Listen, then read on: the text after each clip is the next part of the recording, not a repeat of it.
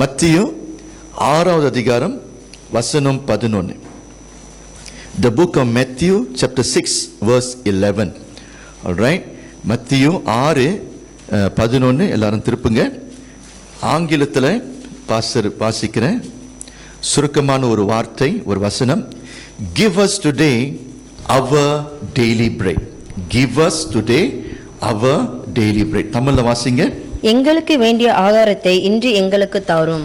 எங்களுக்கு வேண்டிய ஆகாரத்தை இன்று எங்களுக்கு தாரும். ஓகே, இன்றைக்கு இதை நம்ம என்ன செய்ய போகிறோம், நம்ம படிக்க நாம் இருக்கிறோம். ஆல்ரைட், நவ பிஃபோர் தட் ஒரு இன்ட்ரோடக்ஷன் நான் உங்களுக்கு கொடுக்கிறேன். இயேசு மலை பிரசங்கம் பண்றாரு. சொல்லுங்க, மலை பிரசங்கம் சொல்லுங்க. சரியா, ஒரு மலையில ஓகே இயேசு என்ன பண்றார், பிரசங்கம் பண்றாரு. அந்த பிரசங்கத்துல என்ன இருக்குது, டீச்சிங்கும் இருக்குது. ஓகே, பிரசங்கம் வேற, போதனைகள் வேற. ஆல்ரைட், அப்போ இயேசு இப்படியாக பல சப்ஜெக்ட் என்ன பண்றாரு, ஜனங்களுக்கு கற்றுக் கொடுக்கிறாரு. அதில ஒரு சில சீடர்கள் கேள்வி கேட்டார்கள், இயேசுவே எப்படி நாம் ஜெபம் பண்ணுகிறது, எப்படி விண்ணப்பம் பண்ணுகிறது? அந்த கேள்வியை கேட்கும் பொழுது இயேசு இந்த விடைகளை சொல்லுகிறார். பரமண்டல ஜெபத்தை சொல்லி கொடுக்கிறார், the Lord's prayer. Right, so பாஸ்டருடைய பிரசங்கத்தை நீங்க கடந்த 2 வாரமாக நீங்க ஃபாலோ பண்ணீங்கன்னா இந்த பரமண்டல ஜெபத்தை 5 பகுதியாக பிரித்து ஒன்றாய் நான் என்ன பண்ணுகிறேன், உங்களுக்கு நான் டீச் பண்ணி கொண்டு வருகிறேன். ஆல்ரைட், ஏன்னா அந்த பரமண்டல ஜெபத்தில் 5 குறிப்பு இருக்குது. 2 குறிப்பை உங்களுக்கு நான் படிச்சு கொடுத்துட்டேன். நீங்க யூடியூப் மெசேஜ்ல நீங்க கேட்கலாம். இன்றைக்கு நம்ம என்ன செய்ய போகிறோம், 3வது குறிப்புக்கு நம்ம வருகிறோம். சரியா, இயேசு இப்படியாய் ஒன்றாய் சொல்லி கொடுத்த பிறகு இந்த 3வது கட்டத்துக்கு வரும் பொழுது என்ன சொல்லி நீங்கள் ஜெபிக்க வேண்டும், எங்களுக்கு வேண்டிய ஆகாரத்தை இன்று எங்களுக்கு தாரும் என்று சொல்லி இப்படியாக உங்களுடைய பரமபிதாவை நோக்கி நீங்கள் ஜெபிக்க வேண்டும் என்று சொல்லி இதை கற்றுக் கொடுக்கிறார். முதலாவது ஒரு கேள்வியோடு நான் ஆரம்பிக்கிறேன். அனுதினமும் எங்களுக்கு வேண்டிய ஆகாரம், எல்லாரும் சொல்லுங்க, ஆகாரம் சொல்லுங்க. இங்கிலீஷ்ல நீங்க பாத்தீங்கன்னா you will see the word bread. Alright, now இந்த bread என்றால் என்ன அர்த்தம், ஆகாரம் அப்பம் என்று சொல்லும் பொழுது என்ன அர்த்தம்? முதலாவது நீங்க குழம்பிடக்கூடாது. when Jesus referring to daily bread, give us Father our daily bread சொல்லும் பொழுது இந்த ஆகாரம் சரியா நமக்கு சாப்பாட்டு ஃபுட். ரைட், ஏன் நமக்கு ஃபுட் நமக்கு இம்பார்ட்டன்ட், நமக்கு சரீரம் இருக்குது. தேவன் நம்மை உண்டாக்கும் பொழுது சரீரம் நமக்கு கொடுத்திருக்கிறார், ஆவி ஆத்துமாவை கர்த்தர் கொடுத்திருக்கிறார், தேவன் கொடுத்திருக்கிறார்.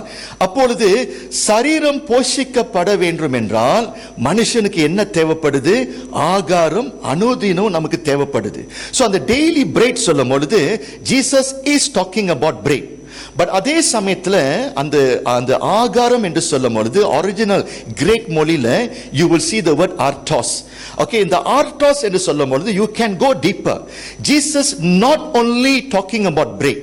ஏன்னா இந்த உலகத்தில் மனிதன் வாழ வேண்டும் என்றால் நமக்கு பேசிக் நீட்ஸ் இருக்குது.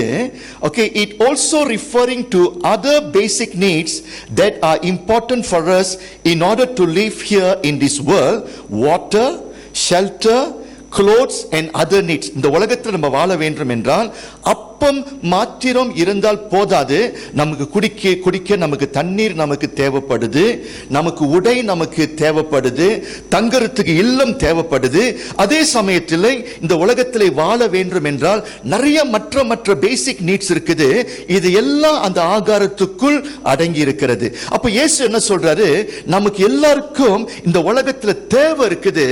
தேவை வரும் பொழுது நம்ம எல்லாரும் என்ன செய்ய வேண்டும், கண்மலையா இருக்கின்ற அந்த வானத்தையும் பூமியும் படைத்த ஆண்டவனை மனிதன் பார்த்து அவரிடத்தில் விண்ணப்பம் பண்ணி கேட்டு அவரிடத்திலிருந்து பெற்றுக்கொள்ள வேண்டும் என்று சொல்லி இப்படியாக ஜீசஸ் என்ன பண்ணுகிறாரு, ஃபாலோவர்ஸ்க்கு இந்த முக்கியமான பாடத்தை சொல்லி கொடுக்கிறார். That is one thing. இரண்டாவது, for your introduction I want to say, when Jesus was teaching this lesson, ஆகாரம் என்று டீச் பண்ணும் பொழுது ஜீசஸ் உடைய மைண்ட்ல ஒரு கதை இருந்தது. Jesus had a story. Jesus had a passage from the Old Testament when Jesus was talking about this fact. என்ன passage-னா, என்ன கதைனா, in the Old Testament இயேசு கிறிஸ்து பழைய ஏற்பாட்டை நல்லா படிச்சிருக்கிறாரு. He knew the Bible in and out. சரியா, அந்த ஓல்ட் டெஸ்டமென்ட் எல்லாத்தையும் சரியா ஜீசஸ் எல்லாவற்றையும் அறிந்தவர், அதோடைய அர்த்தத்தையும் அறிந்தவர். அப்போ இந்த பாடத்தை அவருடைய ஃபாலோவர்ஸ்க்கு அந்த மலையில சொல்லி கொடுக்கும் பொழுது அவருடைய மைண்ட்ல சரியா ஒரு கதை இருந்தது. என்ன கதைனா, பழைய ஏற்பாட்டிலே இஸ்ரவேல் ஜனங்கள் 40 வருஷம் வனாந்தரத்திலே பிரயாணம் பண்ணினார்கள். Remember the story? Moses story, right? இஸ்ரவேல் ஜனங்கள் அடிமைத்தனத்தில் இருந்தார்கள். தேவன் மோசேயை எழுப்பி அவர்களுக்கு விடுதலை கொடுத்து, அவர்கள் விடுதலை பெற்று இப்பொழுது அந்த அந்த அந்த ஈஜிப்ட் நாட்டிலிருந்து எங்கே போய் கொண்டிருக்கிறார்கள்? பாலும் தேனும் ஓடுகின்ற தேசத்துக்கு பிரயாணமாக போய் கொண்டிருக்கிறார்கள். எத்தனை வருஷம் பிரயாணம்? 40 வருஷம் பிரயாணம். எது மத்தியிலே அவர்கள் பிரயாணம் பண்ணினார்கள்? ஆங்கில பைபிள் என்ன சொல்லுது? They journeyed in the wilderness. wilderness சொல்லும் பொழுது வனாந்தரம். வனாந்தரம்னா 2012 ஆண்டுல பாஸ்டரும் மனைவியும் அந்த வனாந்தரத்துக்கு நாங்கள் போயிருந்தோம். அந்த வனாந்தரம் எப்படிதான் இருக்குது என்று சொல்லி பஸ்ல நாங்கள் டிராவல் பண்ணணும். It took about 12 hours, but for them it took about 40 years.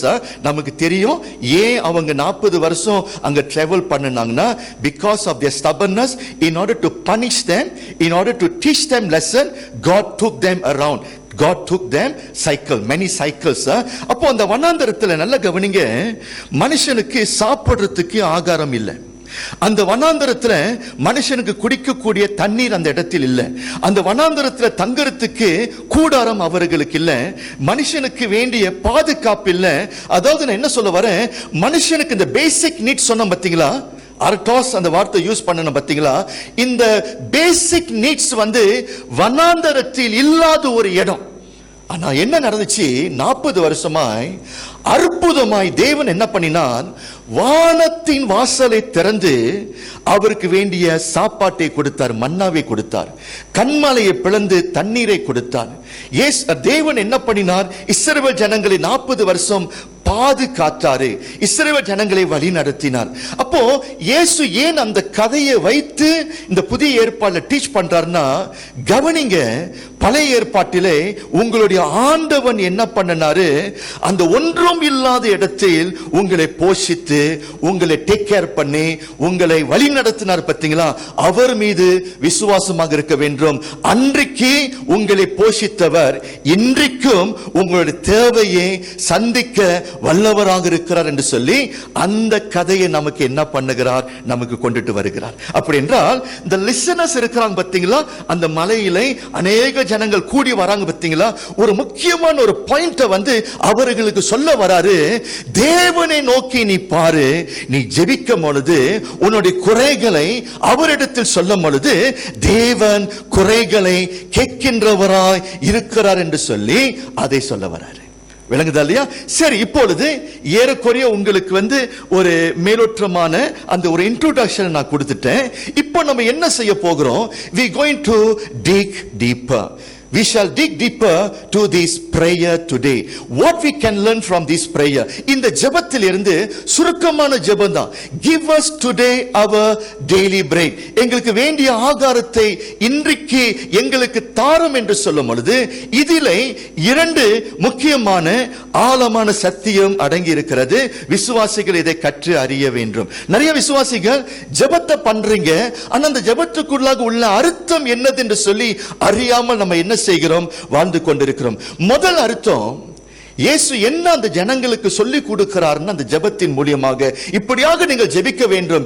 ஏன்? அந்த ஜெபத்துடைய அர்த்தம் என்னது? முதல் காரியம், trusting and depending upon God every day.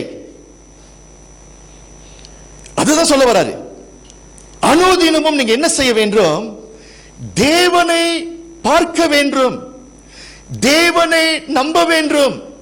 தேவன் ஒருவர் இருக்கிறார், தேவன் தான் மனிதனுக்கு கொடுக்கின்றவராக இருக்கிறார். பாருங்க, என் 2 பொம்பளை பிள்ளைங்க இருக்கிறாங்க, நாங்க தான் பெற்று எடுத்தோம் பெற்றோர்கள். அப்போ பிள்ளைகள் யாரை சார்ந்து இருக்க வேண்டும்? பெற்றோர்களை சார்ந்திருக்க வேண்டும். because we were the creator. நாங்க தான பிள்ளைகளை உண்டாக்கினோம். அப்போ பிள்ளைகளுடைய சுபாவம் எதுவாக இருக்கணும்? பெற்றோர்கள், அதாவது படைத்தவர்களை பார்க்கணும். அதே மாதிரி இங்க இந்த மலை பிரசங்கத்துல இயேசு என்ன சொல்றாரு? அந்த ராஜ்யத்தின் ஜனங்களை பார்த்து, நீங்கள் எல்லோரும் தேவனாலே உண்டாக்கப்பட்டவர்களா இருக்கிறபடினால், அவரிடத்திலிருந்து வந்தபடினால் நீங்க என்ன செய்ய வேண்டும்? அவரை நீங்கள் நம்பிக்கொண்டு அவரை சார்ந்து இருக்க வேண்டும், அவர் மீது விசுவாசம் உடையவர்களாய் இருக்க வேண்டும் என்று சொல்லி நம்முடைய கண்களை என்ன செய்ய வேண்டும்? மேலே ஏறெடுக்க வேண்டும். பரலோக பிதா ஒருவர் இருக்கிறார். சங்கீதக்காரன் என்ன சொல்லுகிறான்? இதோ உதவி வரும், கண்மலை நோக்கி நான் பார்க்கின்றேன், வானத்தையும் பூமியும் படைத்த ஆண்டவரை பார்க்கிறேன் என்று சொல்லி மனுஷர்களுக்கு என்ன சொல்லுகிறாரு? உலகத்தை பாராமல், உலகத்தாரை, இந்த உலகத்தை நீ பார்க்க கூடாது, தேவனை நீ பார்க்க வேண்டும் என்று சொல்லி கற்றுக் கொடுக்கிறார். Trusting God as our provider, that He is the source of every blessing. ஐயா, நீ இன்றைக்கு நீ பெற்றிருக்கின்ற எல்லா நன்மையும் யாரிடத்திலிருந்து வந்தது? அது பிதாவின் இடத்திலிருந்து வந்தது என்று சொல்லி உனக்கு அந்த நம்பிக்கை இருக்க வேண்டும். இன்றைக்கு பிரியமானவர்களே, கிறிஸ்தவர்களை பார்த்து நான் இந்த கேள்வி நான் கேட்கிறேன், உங்களுக்கு இந்த அடிப்படையான நம்பிக்கை இருக்குதா?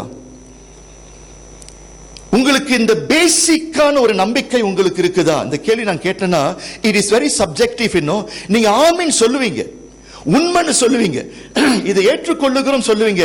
ஆனா உள்ளத்தின் ஆழத்தை ஆராய்ந்து பார்க்கும் பொழுது அநேக மனுஷர்கள் என்ன பண்றதில்லை, விசுவாசிகள் தேவனை நம்பாமல் அவர்கள் என்ன செய்கிறார்கள்? சுயத்தை நம்பி வாழ்ந்து கொண்டு இருக்கிறார்கள்.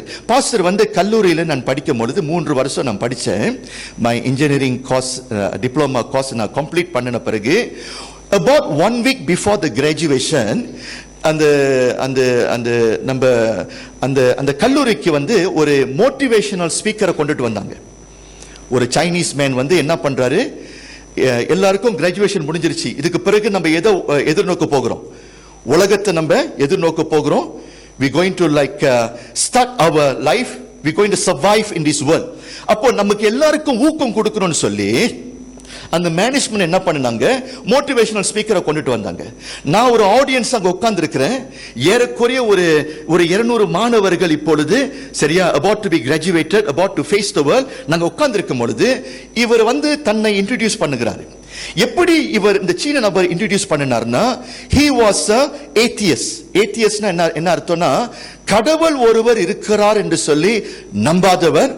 சரியா? he believed in sign. நம்ம எல்லாம் பள்ளிக்கூடத்தில் படிக்கும் பொழுது இப்படிதான் சொல்லி கொடுப்பாங்க, கடவுள் ஒருவர் இருக்கிறார் என்று சொல்லி நம்பி பள்ளிக்கூடத்துக்கு நீங்க வரக்கூடாது. அப்படி நம்பி வந்தீங்கன்னா சயின்ஸை நீங்க சயின்ஸா நீங்க பார்க்க முடியாது, மேத்ஸை நீங்க மேத்ஸா நீங்க பார்க்க முடியாது.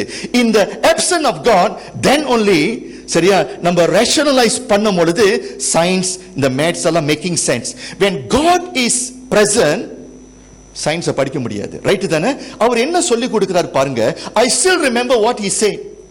இன்றைக்கு வரைக்கும் அந்த மோட்டிவேஷன் அவர் கொடுக்கும் பொழுது அவர் சொன்ன ஒரு சில phrases, God never exists, you are your own God.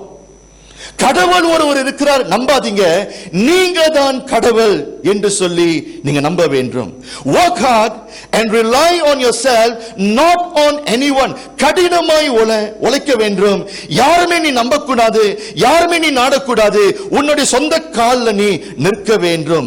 Everything is possible to you. எல்லாம் உன்னால சாதிக்க முடியும், எல்லாம் உன்னால கூடும். Success is in your hands. வெற்றி உன்னுடைய கையில் இருக்கிறது. தமிழ்ல ஒரு பாட்டு இருக்குது பாத்தீங்களா? உன்னால் முடியும் தம்பி தம்பி. இருக்குதானே? இருக்குதா? நான் எங்க கேட்ட மாதிரி இருக்குது.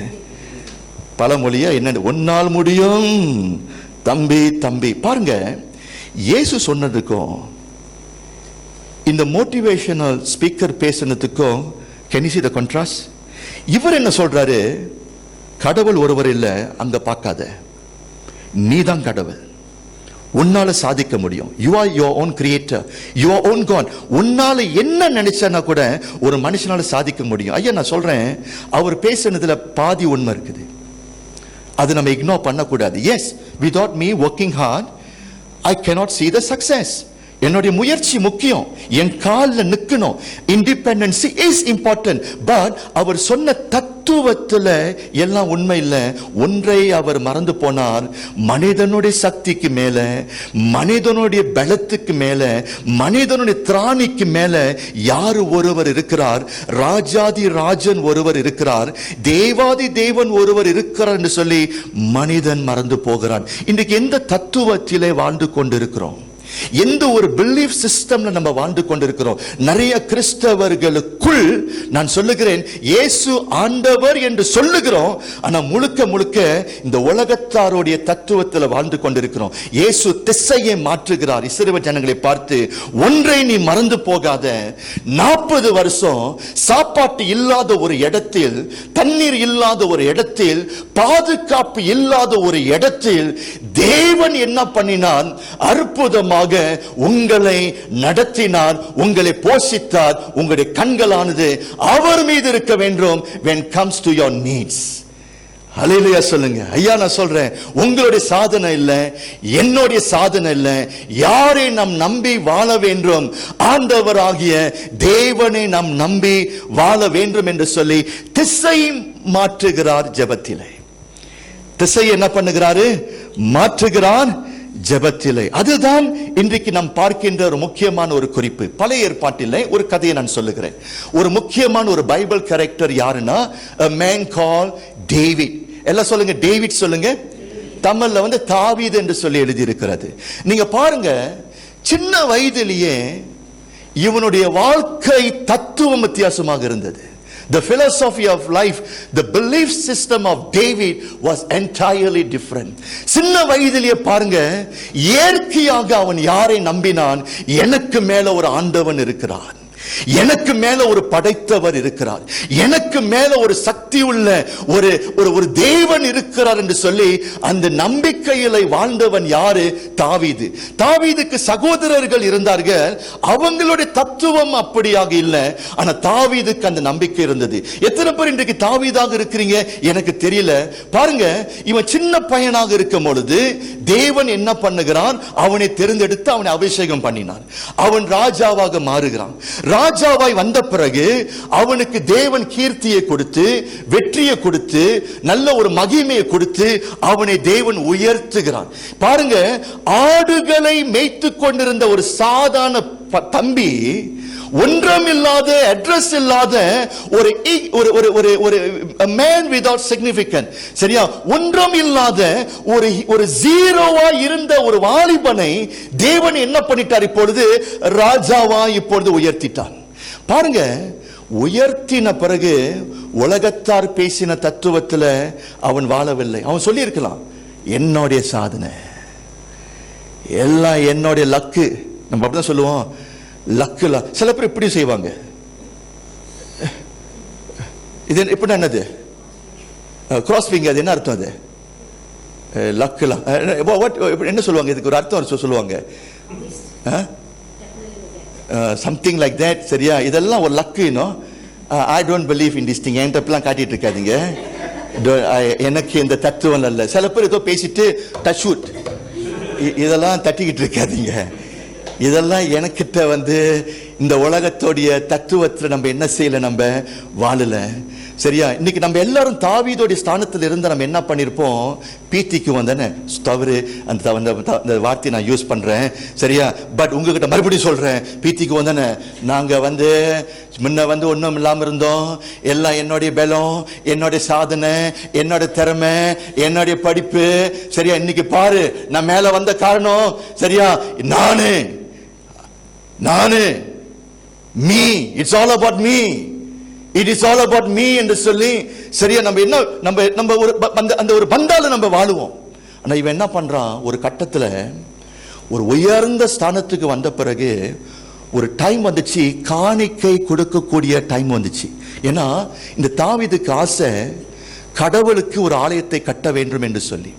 ஏன்னா அவரு அந்த காலகட்டத்தில் ஒரு பெரிய ஒரு மாளிகையில வாழ்ந்து கொண்டிருந்தார்.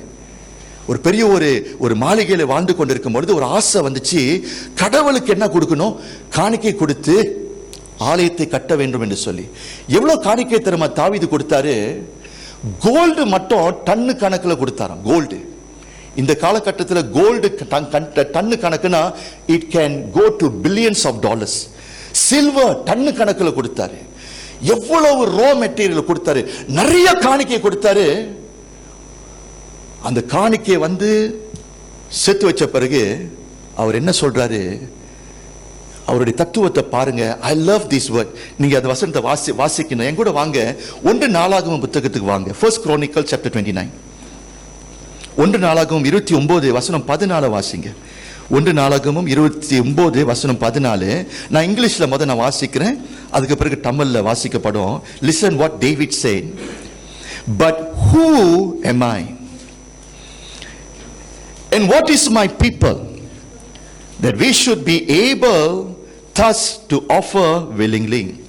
For all things come from you, and of your own have we given you. வாசிங்க. 1 நாளாகமம் 29 அதிகாரம் வசனம் 14. இப்படி மனப்பூர்வமாய் கொடுக்கும் திராணியம் உண்டாவதற்கு நான் எம்மாத்திரம் என் ஜனங்கள் எம்மாத்திரம் எல்லாம் உம்மால் உண்டானது உமது கரத்திலே வாங்கி உமக்கு கொடுத்தோம். உம்முடைய கரத்திலிருந்து வாங்கி உமக்கு கொடுத்தோம். அவர் என்ன சொல்றாரு? இந்த எல்லா சாதனை எப்படி வந்துச்சு? It is because of God. இவ்வளவு பொக்கிஷம், இவ்வளவு காணிக்கை என்னால கொடுக்க முடிந்த காரணம் என்னது? உம்முடைய கரத்திலிருந்து பெற்று உம்முடைய கரத்துக்கே கொண்டுட்டு வந்தோம் என்று சொல்லி, end of the day David able to give the glory back to God. அப்படின்னா டேவிட் என்ன சொல்ல வராரு? நல்ல கவனிங்க. பணம் சேர்த்து வைக்கிறதுக்கு சரியா, தேவன் முதலாவது உங்களுக்கு வாசலை திறக்கணும். ரைட்டு தானே ஐயா? வேலை செய்கிறதுக்கு முதலாவது அறிவு சத்துவம் உங்களுக்கு இருக்கணும், வாய்ப்புகள் உங்களுக்கு கொடுக்கப்படணும். அப்ப டேவிட் என்ன சொல்றாரு? வாசலை திறந்தவர் அவர், பலத்தை கொடுத்தவர் அவர், அறிவை கொடுத்தவர் அவர், சரியா, எனக்கு ஆப்பர்ச்சுனிட்டியை கொடுத்தவர் அவரு. சோ அவருடைய கரத்திலிருந்து பெற்று அவருடைய கரத்துக்கே நான் கொடுக்கிறேன். இவைகள் என்னுடையது அல்ல, தேவனுடைய கரத்திலிருந்து பெற்றது என்று சொல்ல வராரு. ஐயா நான் சொல்றேன், பெருமையில நீங்கள் வாழாதீங்க. உங்களுடைய சம்பாத்தியம் இல்லை. You mustn't talk about your independency. You must remember all the goodness in this life we in fact received from above. அதுதான் ஜீசஸ் சொல்ல வராரு. David understood that philosophy, that belief so well. இன்றைக்கு எந்த தத்துவத்தில் வாழ்ந்து கொண்டிருக்கிறோம்? உங்களுக்கு இருக்கிறது எல்லாம் என்னோடையது என்று சொல்லாதீங்க. கர்த்தர் கொடுத்தார், சரியா, அவருடைய கருத்துக்கே நான் கொடுக்கிறேன் என்று நீங்கள் சொல்ல வேண்டும். I still remember many years ago சிலர் காணிக்கை கொடுத்தாங்க. You know what they said? இது எங்களுடைய காணிக்கை என்று சொன்னார்கள், இது எங்களுடைய பணம் என்று சொன்னார்கள். அவங்க ஒரு காரியத்தை மறந்துட்டாங்க. எஸ், உன்னுடைய பணம் தான், உன்னுடைய சம்பாத்தியம், உன்னுடைய வேலை தான். ஆனா ஒன்றே நீ மறந்துட்ட, நீனு உனக்கு கொடுத்தது யாரு? கர்த்தர் என்று சொல்லி நீ மறந்துட்ட. சோ இந்த மல பிரசங்கத்தில் நீங்க ஜெபிக்கும் பொழுது இயேசு என்ன சொல்லி கொடுக்கிறாரு? பரமண்டலத்துல அந்த பிதாவை நோக்கி ஜெபிக்கும் பொழுது give us our daily bread என்று சொல்லும் பொழுது நம்ம எல்லாரும் பெற்ற சகல நன்மையும் it is from God. God is our source. God is our source of blessing, nobody else, no one else. இதை நாம் முதலாவது என்ன செய்ய வேண்டும்? விளங்கிக் கொள்ள வேண்டும். என் கூட இருக்கிறீங்களா? ஒரு ஆமீன் சொல்லுங்க. ஓகே, உங்களுடைய மைண்ட் செட்ல ஒரு மாற்றம் வர வேண்டும். இரண்டாவது குறிப்பு, இந்த ஜெபத்தில் இயேசு என்ன சொல்லி கொடுக்கிறாரு? Give us today, give us எபி, give us today our, Tamil எப்படி? இன்னைக்கு வேண்டிய, இன்னைக்கு வேண்டிய ஆகாரத்தை இன்றைக்கு தாரும். இயேசு சொல்லி கொடுத்தாரா ஒரு மாசத்துடைய சப்ளை கொடுங்கன்னு, ஒரு வருஷத்துடைய சப்ளை கொடுங்க அப்படி சொன்னாரா? No. Life is all about daily bread. இன்னைக்கு வேண்டிய ஆகாரத்தை எனக்கு தாரும் என்று சொல்லும் பொழுது ஜீசஸ் அங்க என்ன சொல்லி கொடுக்கிறாரு? கடவுள் ஒருவர் இருக்கிறாரு, கொடுக்கிறவர், திருப்தியாய் கொடுக்கிறவர், அமைக்கி குலுக்கி சரிந்து விளம்படிக்கு மனுஷனுக்கு கொடுக்கிறாரு.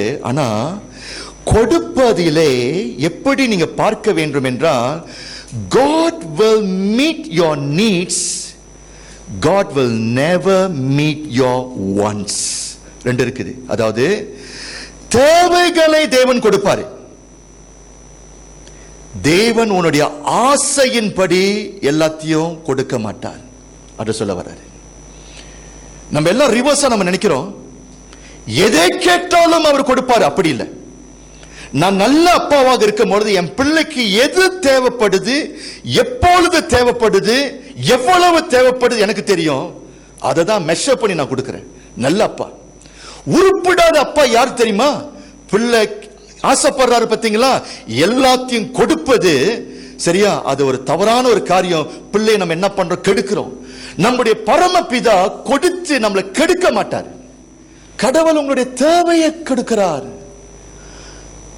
ஆர்டோஸ்னு சொல்லும்போது talking about your basic needs.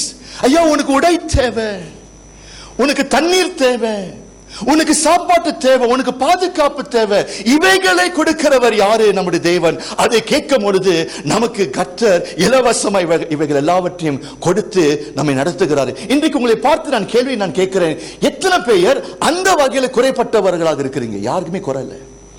ஐயா, அந்த வகையில நான் சொல்றேன், இன்றைக்கு சாப்பிடறதுக்கு ஆகாரம் எனக்கு இருக்குது, இன்னைக்கு நம்ம நல்லா தண்ணீர் குடிக்கிறோம், சரியா, நமக்கு தங்கறதுக்கு இல்லம் இருக்குது, இந்த உலகத்திலே வாழ வேண்டிய அந்த பரிபூர்ணம் நமக்கு இருக்குதுங்க. திருப்தி அடைந்து நம்ம சந்தோஷப்படணும், திருப்தி அடைந்து சந்தோஷப்படணும். அதுதான் இந்த ஜெபத்திலே கர்த்தர் என்ன செய்கிறார்? ஃபாலோவர்ஸ் சொல்லி கொடுக்கிறாரு. தேவன் எப்படிப்பட்டவர்? He will always give you what you need, not what you want. சரியா? இதை நம்ம என்ன செய்ய வேண்டும்? நன்றாய் விளங்கிக் கொள்ள வேண்டும். All mankind is full of greed. நமக்கு எல்லாருக்கும் பேராசை இருக்குது. இந்த பேராசையுடைய ஆபத்தை நான் உங்களுக்கு நான் சொல்றேன். சர்ச் விசுவாசியை நான் சொல்றேன், பேராசை இல்லைன்னு நீங்க சொல்லவே சொல்லாதீங்க. பேராசை இல்லை என்று நீங்க சொல்லவே சொல்லாதீங்க. இந்த பேராசை என்பது எவ்வளவு பெரிய ஒரு கிரீட் என்று, எவ்வளவு பெரிய ஒரு ஆபத்து என்று சொல்லி உங்களுக்கு நான் சொல்லி கொடுக்கிறேன். So when Jesus was teaching this lesson, in a way, in another word, இயேசு என்ன சொல்ல வராரு? பேராசையில வாழாத, போதும் மனப்பான்மையோடு நீ வாழ வேண்டும், அதை சொல்லி கொடுக்கிறாரு. சோ என்னுடைய செகண்ட் பாயிண்ட் என்னது? இந்த ஜெபத்தின் மூலமாய் இயேசு கிறிஸ்து என்ன சொல்றாரு? போதும் மனப்பான்மையோடு வாழு. சொல்லுங்க, போதும்னு சொல்லுங்க. நீங்க இந்த போதத்திலேயே அந்த முறுமுறுப்பு இருக்குது. போதும் போதும் பாஸ்டர் பிரசங்கத்தை நிப்பாட்டுங்க. சரியா? இந்த போதும் மனப்பான்மை நமக்கு இல்லை. இந்த இடத்துல போதும் மனப்பான்மை நமக்கு இருக்க வேண்டும் என்று சொல்லி நம்ம கற்றுக் கொடுக்கிறாரு. ஆனா நமக்கு போதும் மனப்பான்மை நமக்கு இல்ல. நமக்கு என்ன இருக்குது? கிரீட் இருக்குது, பேராசை. இங்கிலீஷ்ல வந்து கிரீட் சொல்லுவாங்க. கிரீட்னா என்ன அர்த்தம்? what is greed? Greed is basically not satisfied with what we have. இப்ப நமக்கு இருக்கிறது வந்து எனக்கு என்னது? பத்தாது, போதாது. அம்மா எனக்கு இது போதாது, பத்தல pastor. We always have that kind of attitude, right? Every day we are grumbling, right? நம்ம grumble பண்றோம், எனக்கு இது பத்தாது, ஒரு வீடு பத்தாது, எனக்கு 3 வீடு இருக்கணும், 3 வீடை அடைந்தவன் இது பத்தாது, 5 வீடு எனக்கு இருக்கணும். சரியா? 1000 வெள்ளி பேங்க்ல இருக்காது, பத்தாது, 10,000 வெள்ளி இருக்கணும். 10,000 வெள்ளி பெற்றால் எனக்கு இது பத்தாது, 1 லட்சம் இருக்கணும். அந்த போதும் மனப்பான்மை கிறிஸ்தவர்களுக்கு இல்ல. இது நிமித்தம், பேராசை நிமித்தம் எத்தனை பேர் வாழ்க்கையில வந்து ஜீரோவாக ஆயிட்டோம்? எத்தனை பேர் லைஃப்ல வந்து ஜீரோ ஆயிட்டோம்? Because we want to catch them. இந்த உலகத்தை பிடிக்கணும், உலகத்துடைய பொருளை பிடிக்கணும், எல்லாத்தையும் அடையணும் என்று சொல்லி இந்த உலகத்தில் நம்ம ஓடிக்கொண்டே இருக்கிறோம், தேடிக்கொண்டே இருக்கிறோம், அலைந்து கொண்டே இருக்கிறோம். இந்த இச்சைக்காக நம்ம வாழ்ந்து கொண்டிருக்கிறோம். இயேசு சொல்றாரு, அதை தேடி போகாத, இன்னைக்கு வேண்டிய ஆகாரத்தை கேளு, நான் கொடுப்பேன். இச்சை, உன்னுடைய ஆசையின்படி தேவன் கொடுக்கிறவர் அல்ல என்று சொல்றாரு. நான் ஒரு கருத்து நான் சொல்றேன். சர்ச்சில் இருக்கிற வசதியாய் நீங்க இருந்தீங்கன்னா, உங்களுடைய வசதி வந்து ஆசீர்வாதத்தை ஒப்பிட்டு நீங்கள் பேசக்கூடாது. உலக ஆசீர்வாதம் நம்ம ரொம்ப மிஸ்டேக் பண்றோம். எனக்கு 3 வீடு இருக்குது, கர்த்தர் என்னை ஆசீர்வதிச்சிருக்கிறாரு. எனக்கு நிறைய கோல்டு இருக்குது, கடவுள் என்னை ஆசீர்வதிச்சிருக்கிறாரு. எனக்கு மெர்சிடிஸ் பென்ஸ் இருக்குது, கடவுள் என்னை ஆசீர்வதிச்சிருக்கிறாரு. ஐயா, பொருள் இந்த பொருள் காரியத்தை வைத்து இது தேவன் கொடுத்த ஆசீர்வாதம் என்று சொல்லி தப்பு கணக்கு நீங்க போற்றாதீங்க. இன்னைக்கு மேனி கிறிஸ்டியன்ல கிறிஸ்தவர்கள் என்ன சொல்றாங்க, இதெல்லாம் இருந்தால் எங்களுக்கு ஆசீர்வாதம் என்று சொல்றீங்க பாத்தீங்களா, அது தப்பான ஒரு போதனை. அது தப்பான ஒரு போதனை. அது பைபிள்ல இல்லாத ஒரு பாடம். அப்படின்னா என்ன சொல்றீங்க பாஸ்டர்? பொருள் ஆசை, பொருள் ஆசீர்வாதம் தேவனிடத்தில் வரல. No. If you say daily bread, yes, that is from the Lord. இந்த பொருள் காரியம் இருக்குது பாத்தீங்களா, எல்லாம் தேவனுடைய ஆசீர்வாதம் என்று சொல்லி நீங்க ஒரு கணக்கு போட்டுறாதீங்க. நான் ரிமெம்பர், இயேசு 40 நாள் உபவாசம் எடுத்தார் தானே, நமக்கு எல்லாருக்கும் தெரியும் தானே. Jesus went through temptation, right? 40 நாள் உபவாசத்துல பிசாசு என்ன பண்றான், இயேசு சோதிக்கிறான். இயேசு சோதிக்கிறான். இல்ல நான் சொல்றேன், இயேசுவை அந்த 3-4 சோதனையை கொடுக்கும் பொழுது அந்த சோதனைகள் அடிப்படையா நமக்குள்ளாக இருக்கிற பிரச்சனை. Jesus himself has to go through the temptation. அதுல பிசாசு என்ன சோதிச்சான், இயேசுவை ஒரு உயர்ந்த இடத்தில் கொண்டுட்டு போன பிறகு உலகத்துடைய மகிமையை பிசாசு யார்கிட்ட வெளிப்படுத்துறான், ஜீசஸ் கிட்ட வெளிப்படுத்துறான். என்ன சொன்னா, நீ என்னை வணங்கினால் இந்த எல்லா பொக்கிஷம், இந்த உலகத்தில் இருக்கிற எல்லா ஆசீர்வாதம் எல்லாவற்றையும் நான் உனக்கு கொடுக்கிறேன் என்று சொல்லுகிறான். பாருங்க, பிசாசு என்ன கொடுக்கிறான், பரலோக பிதா என்ன கொடுக்கிறாரு. சோ டெய்லி பிரெட் ஜெபத்துல இயேசு எதிராக என்ன பண்றாரு, பேசுகிறாரு. அந்த வீழ்ச்சியிலிருந்து நீ என்ன செய்ய வேண்டும், வளர வேண்டும். ஆல்வேஸ் ரிமெம்பர், இந்த உலகத்துடைய ப்ராஸ்பெரிட்டி சரியா, not necessarily the blessing that you receive from above. சாத்தான் கொடுத்ததாகவும் இருக்கலாம். போதும் மனப்பான்மையோடு நீங்க வாழ்ந்தீங்கன்னா அதுல தான் அமைதி இருக்குது, அதுல தான் உண்மையான சந்தோஷம் இருக்குது, அதுல தான் உண்மையான சமாதானம் இருக்குது. போதும்னு சொல்லி நீங்க வாழுங்களேன், அதுல அந்த வாழ்க்கையோட குஷி it is totally different. Alright. நான் இப்போ அந்த பேராசை குறித்து ஒரு காரியத்தை நான் சொல்றேன். இந்த உலகத்திலே the richest man in the Bible யாருன்னா சாலமன் ராஜா. சாலமன் ராஜாவுக்கு இல்லாத அந்தஸ்து இல்லை. he had everything. அவருடைய அனுபவத்தை எழுதி பைபிள் எழுதி சொல்றாரு. you know what the most richest man said? நீங்க பிரசங்கி புத்தகத்துக்கு வாங்க, எக்லீசியாஸ்டஸ் chapter 5 verse 10. பிரசங்கி புத்தகம், சங்கீதம் கிட்ட இருக்கும். பிரசங்கி புத்தகம் 5 வசனம் 10 வாசிங்க. பணம் பிரியர் பணத்தினால் திருப்தி அடைகிறதில்லை. செல்வம் பிரியர் செல்வ பெருகினால் திருப்தி அடைவதில்லை. Whoever loves money never has enough. Correct? The more you get money, not enough. Whoever loves wealth is never satisfied with their income. This too is meaningless. ஐயா யார் சொல்றார்? ராஜா சொல்றார். கிறிஸ்டினா நல்ல கவனி. He said he had everything. End of the day he said not enough. சரி, இந்த காலகட்டத்தில் the most richest man யாரு? Elon Musk, right? அவர் வீட்டுல ஓய்வு எடுத்துக்கிட்டு இருக்கிறாரா? இன்னைக்கும் கடினமாக வேலை செய்யறாரு. ஏன்? பத்தாது சேம். உங்களுக்கு இருக்கிற சொத்து, உங்களுக்கு இருக்கிற பணம், அந்தஸ்து பத்தாது, போதாது, எனக்கு not enough. பாதாளத்துக்கு நேராக நீங்க என்ன பண்ணி கொண்டிருக்கிறீங்க? நீங்க போய் கொண்டிருக்கிறீங்க. பிசாசுடைய வீழ்ச்சியில நீங்க போய் மாட்டிக்கொள்வீர்கள். Today you must learn it is enough, Lord. ஆண்டவரே, உடை இருக்குது, சாப்பிட்டிருக்கிறேன், தண்ணி குடிச்சிருக்கிறேன், தங்கிறதுக்கு ஒரு இடம் இருக்குது, ஆண்டவரே சந்தோஷம் அடைகிறேன் என்று சொல்லுகிறவர்கள் தான் உண்மையான பக்தி உள்ளவர்கள்.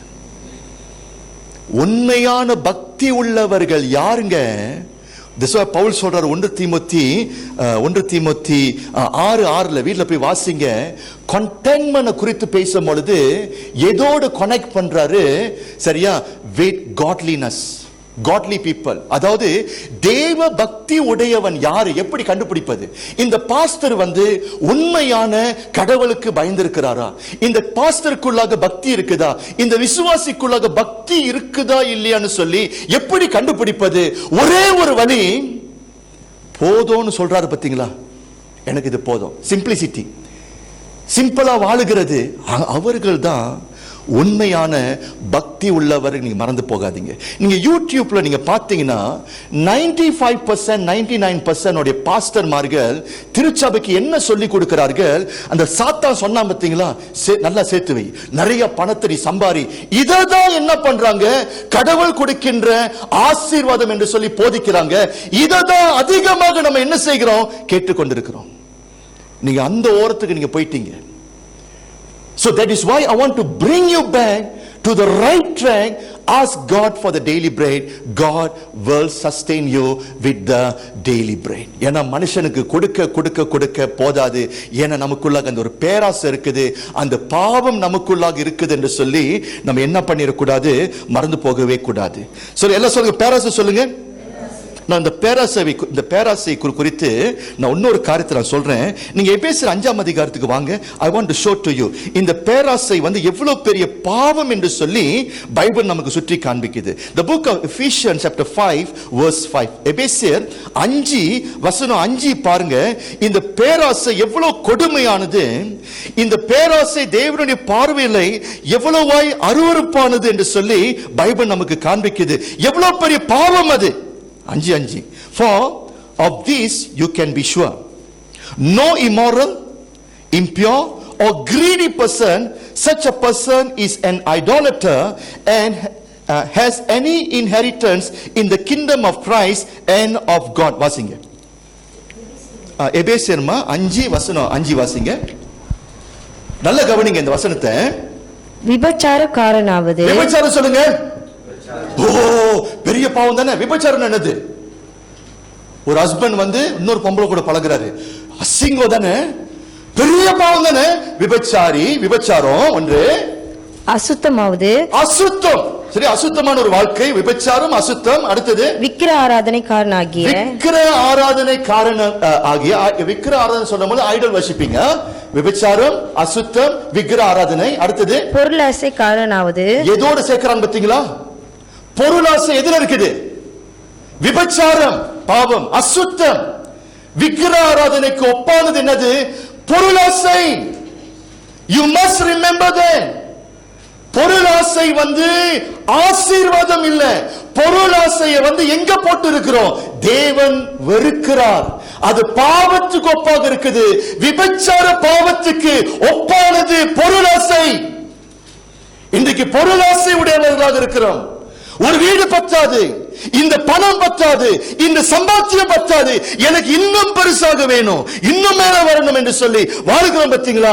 விபச்சாரிக்கு சமமாக இருக்கிறோம். சரியா? ஐடல் வர்ஷிப்பர்ஸ் இருக்கிறாங்க பாத்தீங்களா?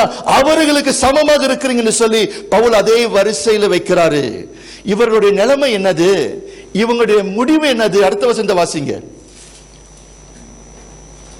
அதே வசனம் கண்டினியூ பண்ணுங்க. தேவனுடைய ராஜ்யமாகிய கிறிஸ்துவின் ராஜ்யத்திலே சுதந்திரமாவதில்லை என்று அறிந்திருக்கிறார்கள். என்ன சொல்றாரு? இவர்கள் தேவனுடைய ராஜ்யத்திலே போக முடியாது. போத மனப்பான்மையை அந்த இடத்தில் சொல்லிக் கொடுக்கிறார். இதெல்லாம் இருக்காது. அப்படின்னா பாஸ்டர், மனுஷன் சேர்த்து வைக்க கூடாதா? என்ன வித்தியாசம்? நல்ல கவனிங்க.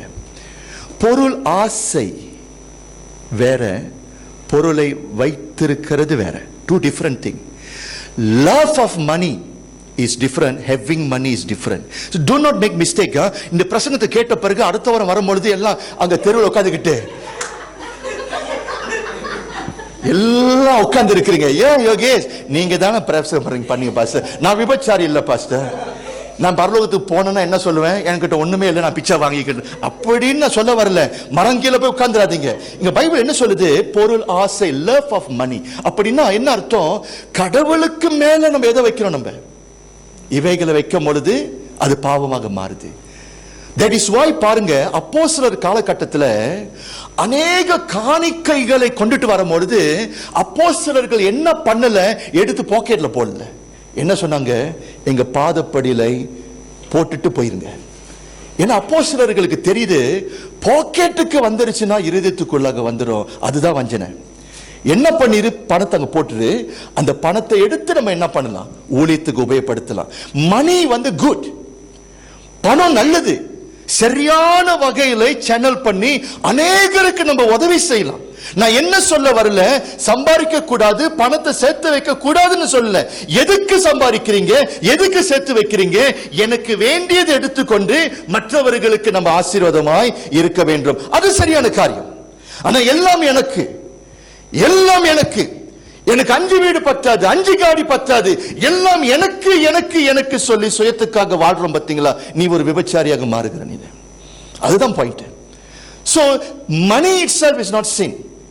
Wealth itself is not a sin. God still can give you, but நல்ல ஒரு உக்கரத்துவம் உனக்கு இருக்கணும். அதை எடுத்து மற்றவர்களுக்கு நம்ம என்ன செய்ய வேண்டும்? ஆசீர்வாதமாக இருக்க வேண்டும். பொருளாசையிலே வாழாதீங்க. உங்களை எங்க கொண்டுட்டு போகும்? பாதாளத்துக்கு கொண்டுட்டு போகும் என்று சொல்லி சந்தேகமே இல்லை. ரைட்? நவ இப்போ ஒரு சில காரியத்தை நம்ம கேட்போம். how to overcome இந்த பொருளாசை, இந்த பேராசை சொன்ன எப்படி இதை ஓவர் கம் பண்றது? 2 காரியம். முதலாவது, ஸ்டாப் டூயிங் ராங் கம்பேரிசன். இந்த கம்பேரிசன் இருக்குது. கம்பேரிசன்னா தமிழ் என்ன சொல்லுவாங்க? ஒப்பிடுகிறது. கீழே வீடு வாங்கிட்டாரு, 4 ரூம்பு வீடு. யாரு கேள்விப்படுறா? ஷீலா கேள்விப்படுறாங்க. கேட்டட் ஹவுஸ் வர, 4 வீடு வர, 1 மில்லியனா?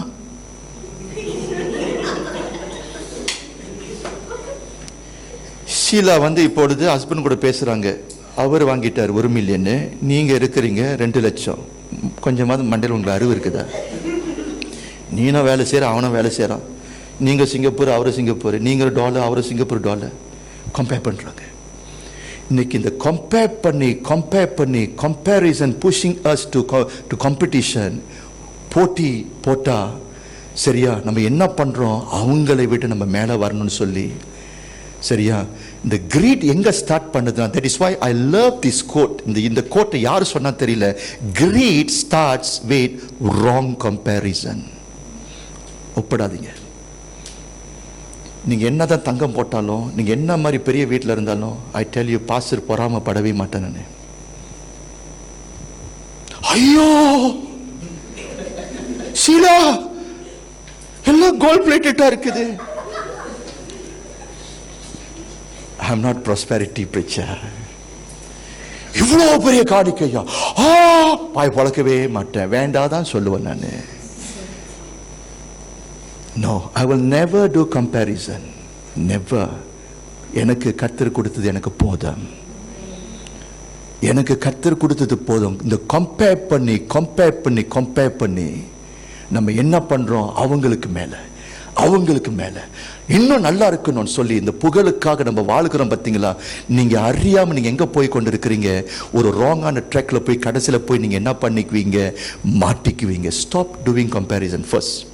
2வது நான் சொல்றேன், இந்த போதும் மனப்பான்மை எப்படி நமக்கு வரும்னா, in order for us to overcome the sin of greed, என்ன வழினா, make Jesus as your bread of life.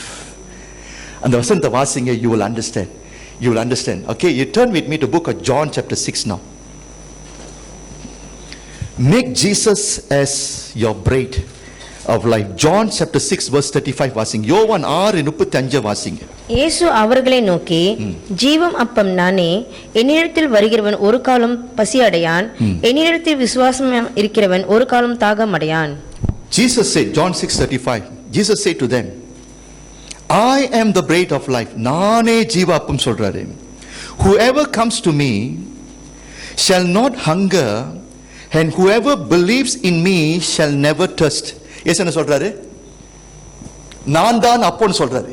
In a way, indirectly என்ன சொல்ற? என்னை சாப்பிடுங்க, என்னை நம்புங்க, சாப்பிடணும், என்னை ஏற்றுக்கொள்ளும் சொல்லும். You believe me. That means ஒரு மனுஷனுக்குள் கிறிஸ்து வந்துட்டார்னா அவனுக்கு பசி இருக்காது, அவனுக்கு தாகம் இருக்காது. எதை குறித்து பசி? நமக்கு எல்லாருக்கும் பசி இருக்குது, நமக்கு எல்லாருக்கும் தாகம் இருக்குது. எதுக்கு ஏற்ற பசி, எதுக்கு ஏற்ற தாகம்? உலகத்துக்கு ஏற்ற பசி, உலகத்துக்கு ஏற்ற தாகம் இருக்குது. இதுதான் நம்ம தவறான வழிக்கு கொண்டு போகுது. இங்க இயேசு என்ன சொல்றாரு, ஒரு மனிதன் கிறிஸ்துவை அடைந்துட்டானா, ஒரு மனிதன் கிறிஸ்துவுக்குள் வந்துட்டானா, அந்த பசி போக்கப்படும், அவனுக்கு அந்த தாகமே இருக்காது. அல்லேலூயா. ஒரு பியூட்டிஃபுல்லான ஒரு கதையை நான் சொல்றேன். எத்தனை பேருக்கு மதர் தெரேசா தெரியும்? கேள்விப்பட்டிருப்பீங்க தானே? நீங்க வீட்டில் போய் நீங்க கூகுள் பண்ணி பாருங்க. அவங்களுடைய லைஃப் ஸ்டைலை நீங்க பார்த்துருக்கிறீங்களா? நீங்க கூகுள் பண்ணி இன்டர்நெட்ல நீங்க பார்த்தீங்கன்னா, நான் சொல்றேன், நான் இங்கிலீஷ்ல வாசித்து உங்களுக்கு நான் அந்த விளக்கம் சொல்றேன், எப்படி மதர் தெரேசா அந்த உலகத்தில் வாழ்ந்தாங்க.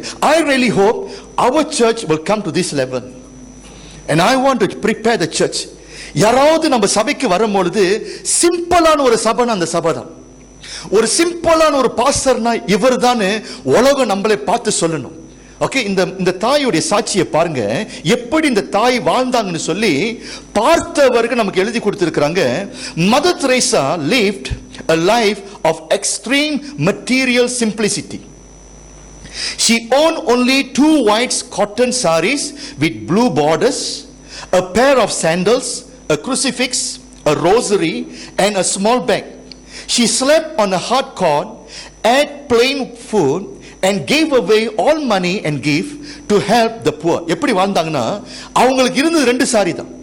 She always make sure அல்மாரியில் எத்தனை சாரி இருக்குது? 2 சாரி தான். ஒரே ஒரு செருப்பு. படுக்கிற இடம் அறை, சின்ன ஒரு இடம். சாப்பாட்டு சிம்பிளான ஒரு சாப்பாட்டு. நிறைய காணிக்கை வருது.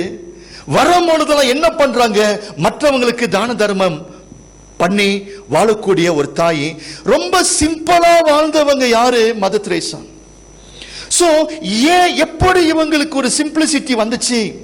How come she can become so content? போதும் மனப்பான்மை எப்படி வந்துச்சு என்று சொல்லி இந்த மதர் தெரேசாவை விசாரிச்சாங்களாம். அம்மா, எப்படிமா உங்களுக்கு இந்த உலகத்தை குறித்து பசி இல்லையா? இந்த கோல்ட் பார் குறித்து பசி இல்லையா?